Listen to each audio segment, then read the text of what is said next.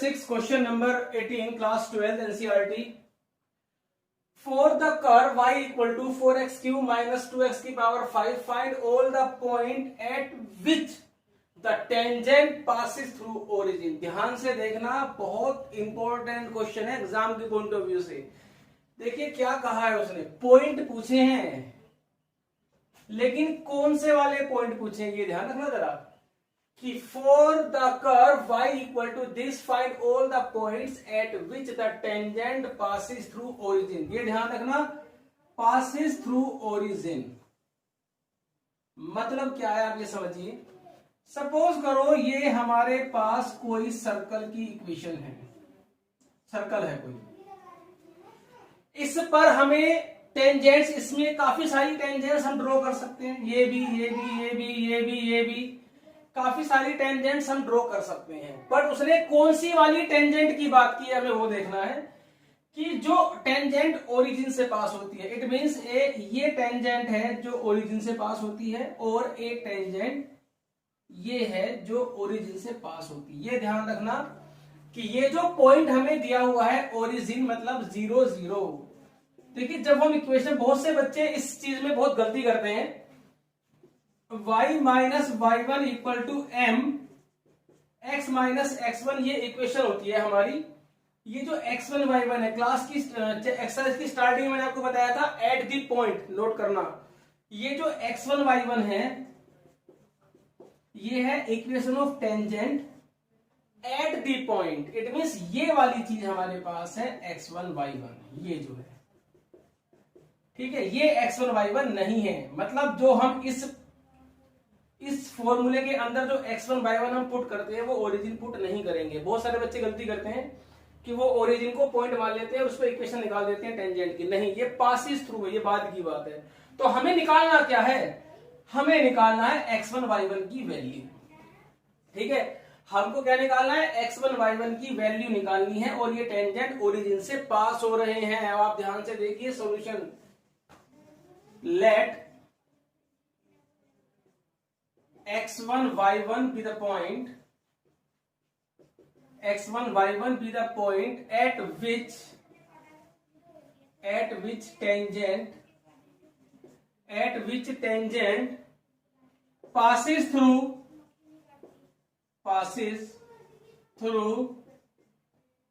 origin. ठीक है, यहां तक कोई प्रॉब्लम नहीं होनी चाहिए आप लोगों को. ये जो पॉइंट है इसका रोल बाद में है, ये जो ओरिजिन हमारा पॉइंट है इसका रोल हमारा बाद में है. फिलहाल अभी हमें क्या करना है, हमें इस पॉइंट पर टेंजेंट की इक्वेशन निकालनी है बस. अब आप देखिए, x1 y1 be the point at which tangent passes through origin. x1 y1 वो पॉइंट है जिस पर टेंजेंट है. ये मैंने सर्कल बनाया हुआ है, ये पता नहीं किस कर्व की इक्वेशन है, वो तो कर्व ट्रेसिंग से पता चलता है कि ये कौन सा कर्व. फिलहाल मैं एग्जांपल के लिए मैंने सर्कल बनाया हुआ है, इससे कि समझ में हमें जल्दी आ जाए. तो अभी हम इस पॉइंट पर टेंजेंट की इक्वेशन निकालेंगे. तो क्योंकि ये कर्व, ये जो पॉइंट है ये कर्व पर भी लाई करेगा, 100% लाई करेगा क्योंकि उस पर टेंजेंट है. तो सिंस, ये देखिए आप, equation of curve y equal to 4x cube minus 2x की power 5, since x1 y1 lies on the curve, ये कर्व पर लाई करेगा. इसका मतलब हुआ y1 equal to 4x1 cube minus 2x1 की पावर 5. ठीक है, ये हमारे पास पॉइंट हो गया. ये इसको सेटिस्फाई करेंगे क्योंकि ये कर्व पर भी लाई कर रहे हैं. अब differentiate 1 with respect to x, differentiate 1 with respect to x. जब हम इसको डिफरेंशिएट करेंगे, आप जो डिफरेंशिएट करिए, तो dy बाई dx हमारा निकल के आया, dy बाई dx हमारा निकल के आएगा यहां से. इसको हम डिफरेंशिएट करेंगे तो 12x square minus 10x to the power 4. अब आइए,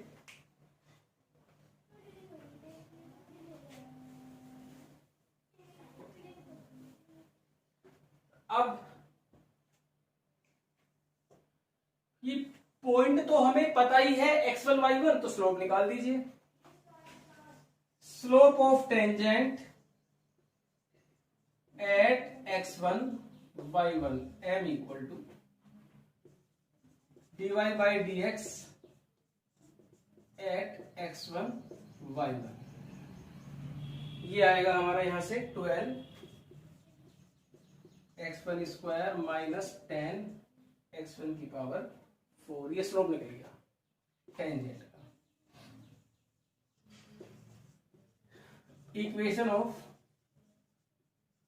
tangent y minus y1 equal to m x minus x1। देखिए क्वेश्चन में कुछ भी नहीं है, ये पॉइंट हमें पता है। नॉर्मली हम जैसे क्वेश्चंस को करते हैं, किसी भी पॉइंट पर टेंजेंट की इक्वेशन निकालते हैं, उसको हम डिफरेंशिएट करते हैं, वो पॉइंट डालकर स्लोप निकाल लेते हैं और फिर x minus y minus y1 equal to m x minus x1 में डाल देते हैं। हमने वही काम किया है। हमारे पास पॉइंट है, हमने उस पर स्लोप निकाल दिया, अब हम उस पर टेंजेंट की इक्वेशन निकालेंगे। इसमें m की वैल्यू डालेंगे हम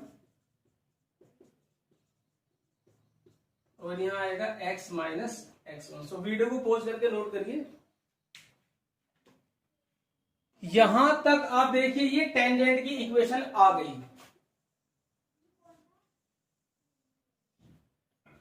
क्वेश्चन में क्या था, for the curve this find all the point eight which the tangent passes through origin. तो हमें टेंजेंट को ओरिजिन से पास कराना है, तो टेंजेंट की इक्वेशन हमारी निकल चुकी है। अब हम इसको ओरिजिन से पास कराएंगे। अब आप देखिए, सिंस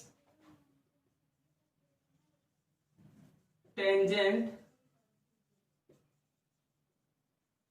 पासिस थ्रू ओरिजिन, तो आप देखिए इसमें हम ओरिजिन पुट करेंगे। ध्यान से देखना जरा अभी।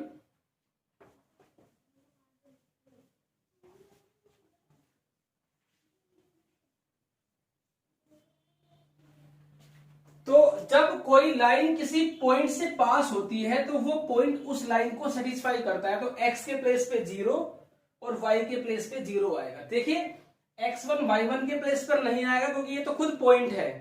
जब कोई इक्वेशन किसी पॉइंट से पास होती है तो वो x और y की वैल्यू बन जाती है। इसमें हम डालेंगे x के प्लेस पर 0 और y के प्लेस पर 0, तो ये आएगा तुम्हारा minus y1 equal to 12 x1 square 10 x1 की power 4 into minus x1। Minus से माइनस कट जाएगा तो y1 की वैल्यू आएगी 12x क्यूब 10 x1 की पावर 5।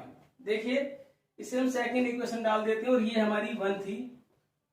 तो अब आप देखिए फ्रॉम 1 and 2, देखिए ये भी y1 की वैल्यू थी हमारे पास और ये भी y1 की वैल्यू है। दोनों आपस में क्या होगी, इक्वल। ये मैंने इसीलिए नहीं मिटाया था जिससे कि इससे हम यहां से नोट कर लेंगे। ठीक है, अब मैं सारा रब कर देता हूं। देखिए वीडियो को पॉज करके क्वेश्चन को आप नोट करते रहा करो। इस टाइप का अभी हम एक क्वेश्चन और करेंगे। देखिए यहां से ये माइनस होगा 8x1 क्यूब माइनस 8x1 की पावर 5। 8x1 क्यूब कॉमन आ गया, यहां से बचा 1 माइनस x1 स्क्वायर। तो यहां से आएगा 8x1 cube 1 plus x1 1 minus x1 equal to 0। तो x1 की वैल्यू 0 आई, यहां से माइनस 1 आई और यहां से 1 आई। अब ये x1 की वैल्यू मैं यहां पर डाल दूंगा तो y1 की वैल्यू निकल जाएगी। देखिए जब x1 0 है तो y1 की वैल्यू 0 आई। जब x1 माइनस 1 है तो y1 की वैल्यू कितनी आएगी, इसमें डाल दीजिए माइनस 1 आप, तो ये आएगा माइनस 12 और ये माइनस का प्लस का 10 इक्वल टू माइनस 2। तो यहां से जो पॉइंट आया वो 0 आया, यहां से पॉइंट आया माइनस 1 माइनस 2।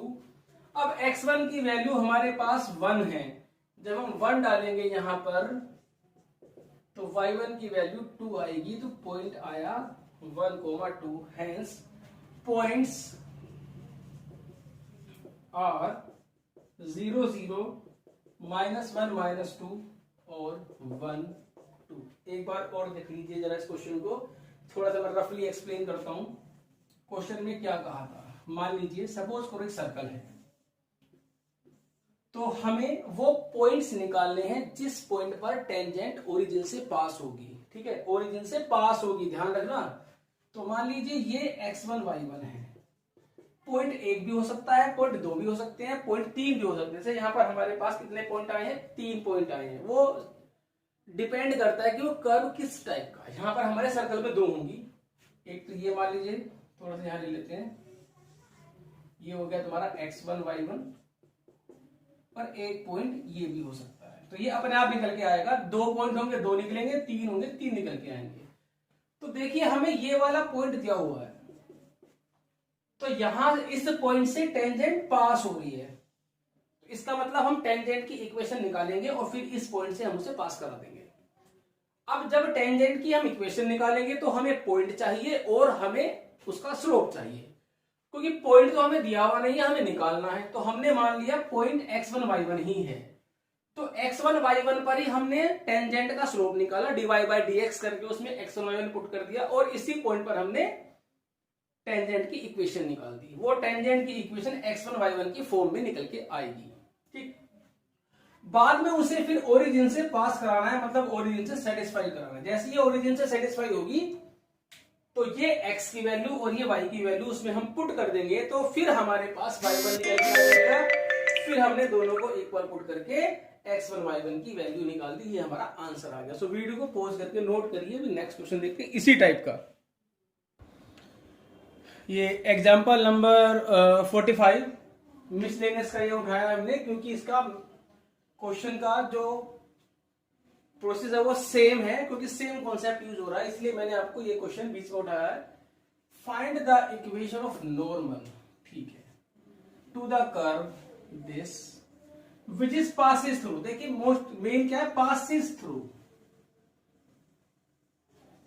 अगर यहां पासिस थ्रू के प्लेस पे होता एट द पॉइंट, जैसे find the equation of normal to the curve at this point, तो कोई प्रॉब्लम नहीं थी। ये सीधा पॉइंट बनता हमारा x1 y1, हम उसको डिफरेंशिएट करते, पुट करते, तो स्लोप निकल जाता, और स्लोप निकलने के बाद हम फिर इक्वेशन हम निकाल देते। लेकिन ये क्या, पासिस थ्रू, हमें चाहिए एट द पॉइंट। वही वाली बात है, देखिए x² इक्वल टू 4y, ये एक पैराबोला होता है ये वाला, x² इक्वल टू 4y, और जो टेंजेंट है सॉरी जो नॉर्मल है वो हमारी किस पॉइंट से पास हो रही है, 1, 2 से, x1 और y2, x1 है हमारे पास और y2 है। सपोज करो यहां हो गया, मान लीजिए यहां पर भी हो सकता है, तो यहां हो गया, ये पता नहीं किस जगह लाइक करेगा, ऐसे ही हमने बना दिया। तो मान लीजिए ये तो है टेंजेंट, ठीक, और टेंजेंट पर ही क्या होती है, नॉर्मल। मान लो ये है हमारा 1, 2, ये है नॉर्मल, ये है टेंजेंट, ये हुई हमारे पास नॉर्मल। अब दोबारा देखिए, हमें इस नॉर्मल की इक्वेशन निकालनी है। ये नॉर्मल इस पॉइंट से पास हो रही है, हमें चाहिए ये वाला पॉइंट। जब भी आपको टेंजेंट या नॉर्मल की इक्वेशन निकालनी होती है तो हमें चाहिए ये वाला पॉइंट। ये पॉइंट ही नहीं दिया उसे, तो हम मान लेंगे कि ये पॉइंट है x1 y1। Let x1 y1 be the point on the curve x² equal to 4y at which normal passes through 1, 2। ठीक है, नॉर्मल पासिस थ्रू 1, 2। क्लियर है। अब इस पॉइंट को भूल जाओ, ये पॉइंट का रोल कब आएगा, बिल्कुल लास्ट में, जब हम नॉर्मल को इस पॉइंट से पास कराएंगे। अभी हमारे पास सिर्फ इस पॉइंट का काम है, बस तो डिफरेंशिएट कर दीजिए with respect to x, differentiate with respect to x। x² का आएगा 2x, y का आएगा dy बाई dx। तो यहां से जो हमारा dy बाई dx निकल के आया वो निकल के आया x/2। क्लियर है। अब हम निकालेंगे स्लोप ऑफ नॉर्मल। नॉर्मल का स्लोप होता है माइनस, और किस पॉइंट पर निकालना है, एट x1 y1। ये आएगा -1 upon dy by dx at x1 y1। ठीक है, -1 अपॉन dy बाई dx। तो अभी आप यहां पर देखिए -1 अपॉन dy बाई dx, ये तुम्हारा आएगा x1 अपॉन 2 ऊपर पहुंच जाएगा। तो ये स्लोप आ गया नॉर्मल का। अब हम निकाल देंगे यहां से इक्वेशन ऑफ नॉर्मल। तो y minus y1 equal to m x minus x1, ये ब्रैकेट बंद कर दीजिए। ये आई नॉर्मल की इक्वेशन, मतलब ये इसकी इक्वेशन निकल चुकी है। लेकिन इसको हम नाम दे देते हैं इक्वेशन नंबर 1 नाम दे देते हैं इसको, या एक काम करते हैं इसको हम देते हैं, चलो इसको हमने 1 नाम दे दिया। अब आप देखिए, अब हम इसको पास कराएंगे।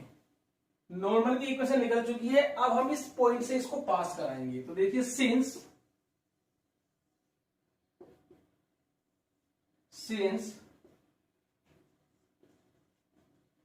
नॉर्मल पासिस थ्रू 1, 2, जब पास होती है तो x और y की वैल्यू होती है, यहां पर हम डाल देंगे। तो 1 minus y1 equal to -2 upon x, यहां पर सॉरी 2 आएगा यहां पर, क्योंकि y की वैल्यू 2 है और x की वैल्यू 1 है। यहां पर आएगा 1 माइनस x1। अब यहां पर हमें एलसीएम वगैरह लेकर के x1 y1 की हमें वैल्यू निकालनी है। अब हम यहां पर देखिए, ये जो है हमारे पास, क्योंकि x1 y1 इस पर भी लाई करता है, इसे आप ब्रैकेट में डाल दीजिए। इसे हम डालते हैं number 2।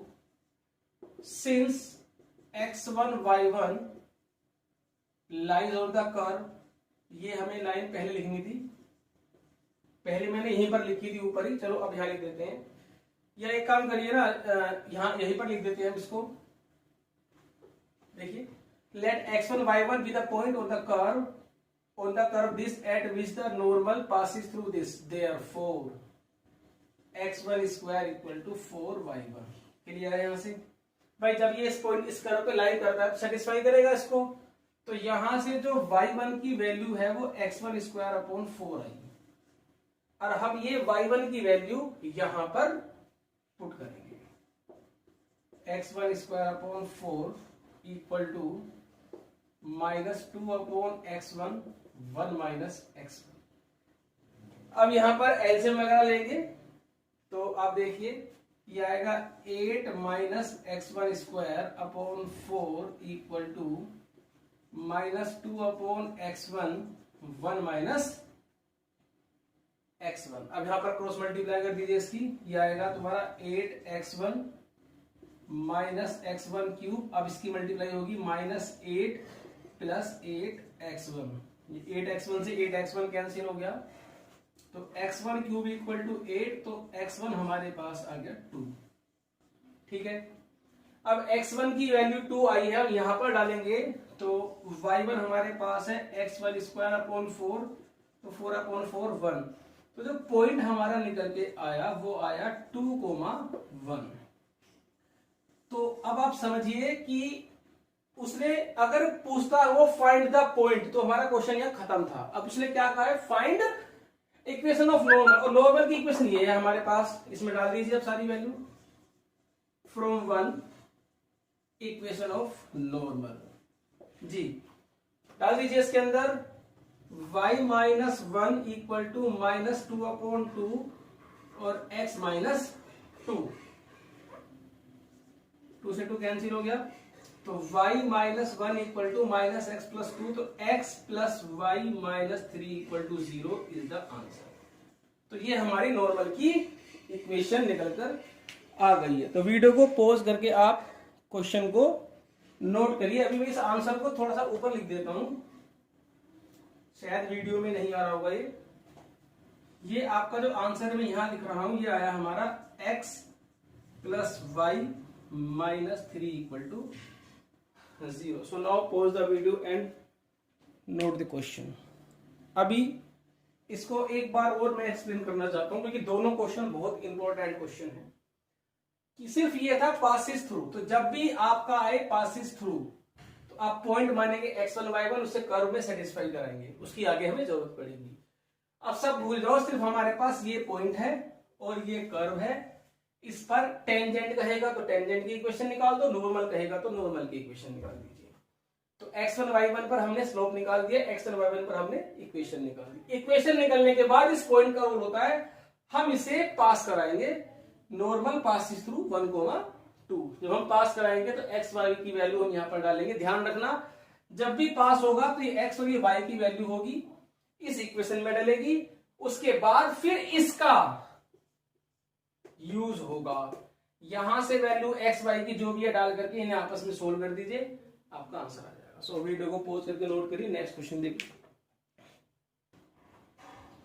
Angle of intersection of two curve. The angle of intersection, ये नेक्स्ट टॉपिक स्टार्ट होता है आपका टेंजेंट नॉर्मल के अंदर। ये angle of intersection of two curve, दो कर्व जब इंटरसेक्ट करते हैं तो उनके बीच में एंगल क्या होता है। बेसिकली एंगल कर्व के बीच में हम बोलते हैं the angle of intersection of two curve, लेकिन जब वो एंगल होता है, ये ध्यान से देखना जरा, the angle of intersection of two curve is defined to be the angle between the tangent to the curve at their point of intersection. मतलब मान लीजिए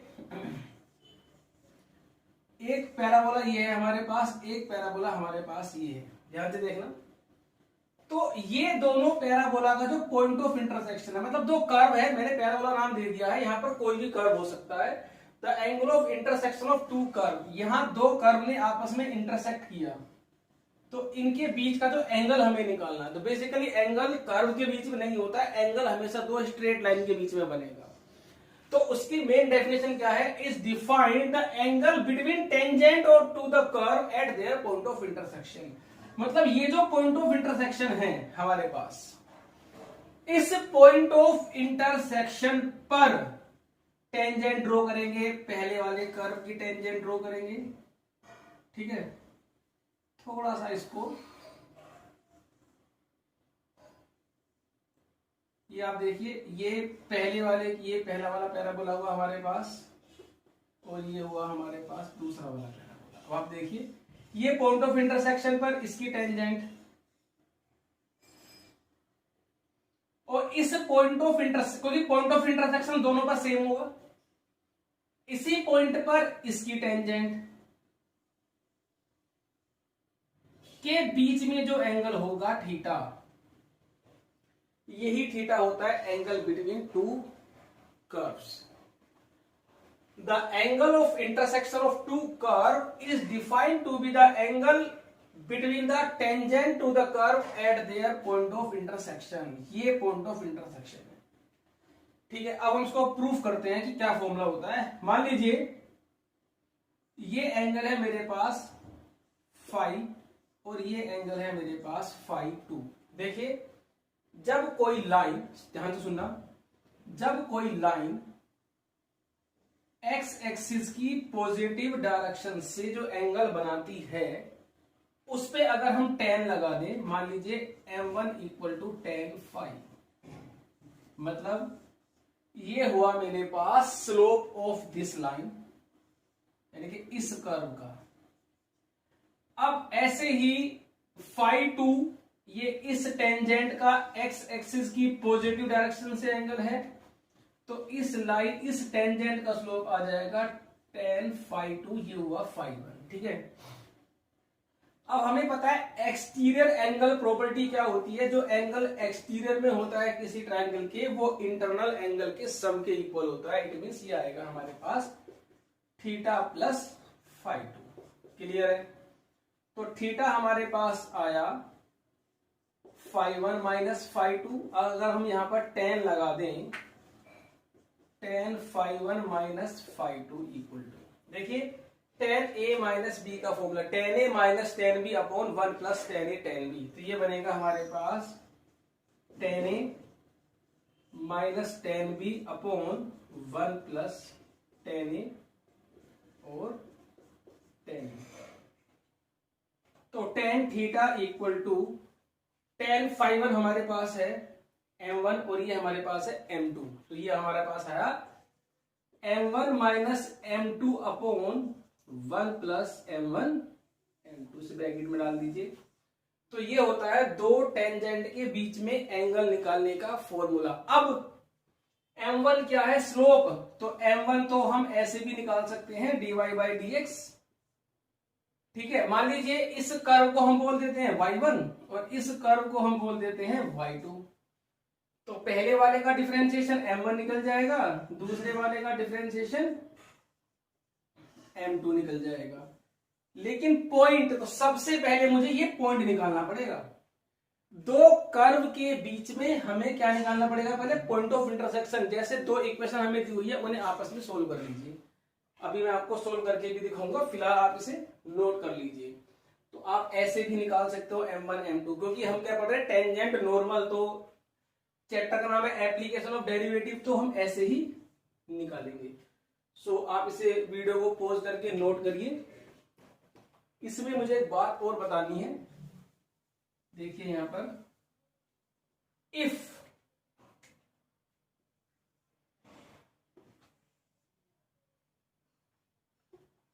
यह है ऑर्थोगोनल कर्व। देखिए ऑर्थोगोनल कर्व हम किसे बोलते हैं, जब दोनों कर्व के बीच में एंगल 90 डिग्री होता है। मान लीजिए curves are said to be orthogonal curve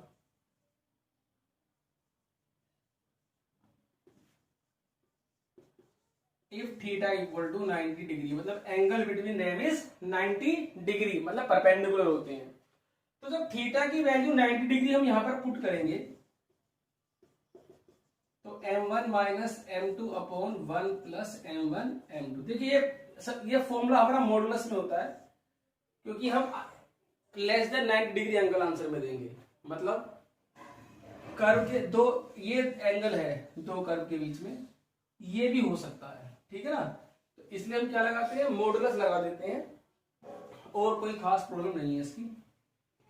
अब आप देखिए tan 90 होता है 1/0,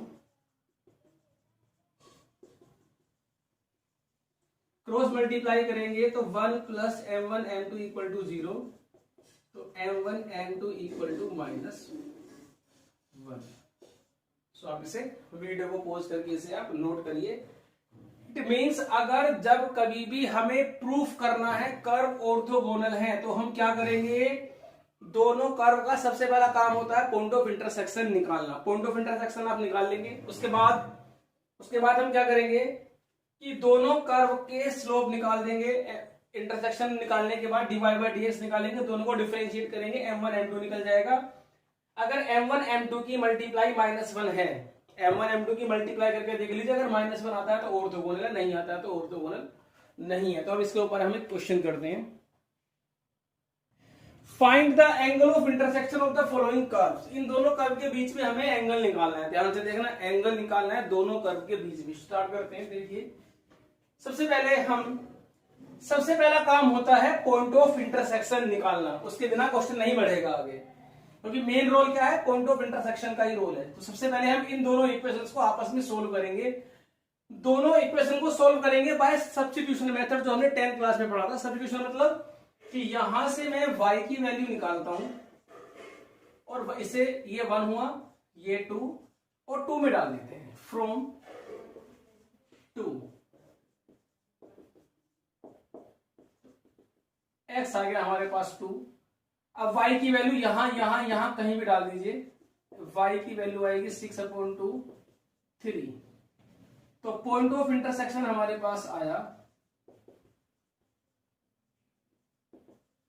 ये आया 2,3। अब हम दोनों कर्व को आपस में, अब देखिए हमें m1 m2 निकालना है। m1 dy by dx first curve का, तो देखिए सबसे पहले हम लिखेंगे from first x y equal to 6। इसको हम डिफरेंशिएट करेंगे, differentiate with respect to x. X ऐसा कैसे, y का dy by D x plus y x का 1 और 6 का हो जाएगा 0। ठीक है, तो dy बाई डी एक्स हमारा यहां से निकल के आया माइनस वाई अपॉन एक्स। तो हम निकालेंगे slope m1 dy by D x at the point 2,3। Clear है, ये पॉइंट पर हम m1 निकालेंगे। तो m1 हमारे पास आ गया, कितना m1 हमारे पास 3/2 माइनस 3/2। ऐसे ही हम सेकंड को, चलो यहां पर स्पेस बच गया, यहां पर इसको हम 1 फ्रॉम 2 को यहां ले लेते हैं। चलो from 2 x square y equal to 12, इसको भी हम डिफरेंशिएट करेंगे विद रेस्पेक्ट टू एक्स। तो इसमें लगेगा product rule, x square y का d Y by D x plus y और एक्स का हो जाएगा 2x और 12 का हो जाएगा 0। तो डी वाई बाई डी एक्स आ गया हमारा minus 2xy upon x square, x से एक्स कैंसिल हो गया। अब हम निकालेंगे slope m2 dy by D x at the point 2,3। तो ये आ गया हमारा माइनस 6 अपॉन, जब हम 3 पुट करेंगे 6/2 इक्वल टू ये आ गया -3। अब हमारे पास m1 m2 दोनों आ गए हैं। लेट एंगल बिटवीन, तो इसे नाम दे देते हैं m1 और इसे हम नाम दे देते हैं m2। मतलब कोई प्रॉब्लम नहीं, किसी को कुछ भी नाम दे दीजिए। तो let angle between curves is theta, तो tan theta equal to m1 minus m2 upon 1 plus m1 m2। m1 की वैल्यू कितनी थी हमारे पास, -3 प्लस 3/2 1 प्लस -3/2। तो tan थीटा इक्वल टू आ गया -6, तो ये आ गया -3/2 और ये माइनस माइनस प्लस 9, तो 11/2 मॉडुलस के अंदर है, 2 से 2 कट गया। तो tan थीटा इक्वल टू आया 3/11, तो थीटा आ गया हमारे पास tan inverse 3/11 is the angle between these two curve. So video को पॉज करके इसे आप नोट करिए और इसे एक बार और समझिए। देखिए हमें दो कर्व के बीच में एंगल निकालना है, ठीक। तो सबसे पहले हम उन दोनों कर्व को आपस में सब्स्टिट्यूशन मेथड से सोल्व करके हम निकालेंगे पॉइंट ऑफ इंटरसेक्शन। जब हमारे पास पॉइंट ऑफ इंटरसेक्शन निकल जाएगा, ठीक है, उसके बाद हम फर्स्ट इक्वेशन को डिफरेंशिएट करेंगे, सेकंड को डिफरेंशिएट करेंगे और m1 m2 निकाल देंगे उस पॉइंट को पुट करके, और फिर लास्ट में ये फॉर्मूले के अंदर हम डाल देंगे। अगर मान लीजिए एंगल आता 90 डिग्री, तो इसका मतलब क्या होगा, ये curves are orthogonal. So pause the video और इसे आप नोट करिए। आज की क्लास में इतना ही करेंगे हम।